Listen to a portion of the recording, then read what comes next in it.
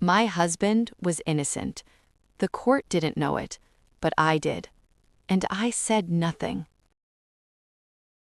I sat in the courtroom and watched the verdict arrive, not with fear, not with hope, but with silence, because before the judge spoke, before the sentence was read, I already knew the truth.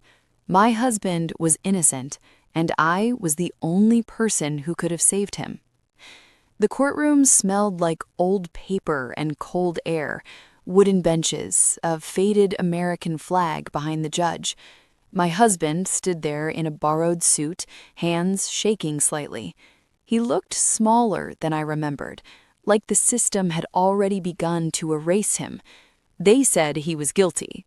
They said the evidence was clear. They said justice would be served.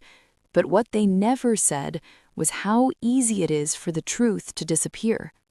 We lived in a quiet town, the kind of place where people wave but don't ask questions, where rumors move faster than facts.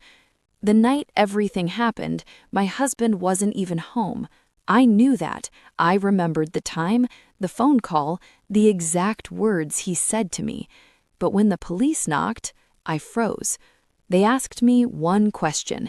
Can you confirm where your husband was that night? I opened my mouth, and then I closed it.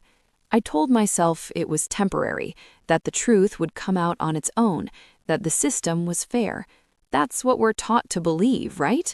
Courts, lawyers, rules. America runs on paperwork and promises, but the truth doesn't survive paperwork very well. As weeks passed, the story changed.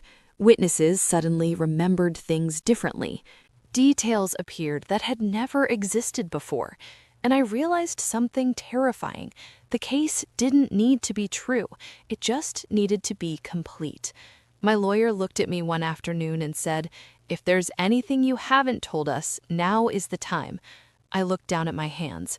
I thought about the pressure, the neighbors watching, the fear of becoming the next target, and I stayed quiet. The verdict came fast. Guilty. I didn't cry. I didn't scream.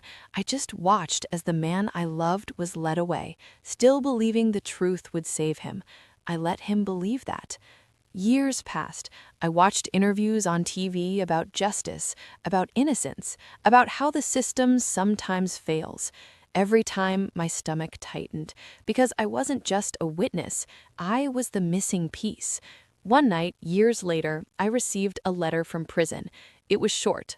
"I don't blame you," he wrote. "Some things are bigger than us."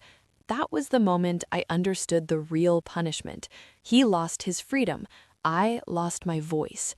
Today, I'm telling this story for the first time, not because it will change anything, not because it will free him, but because silence doesn't fade with time.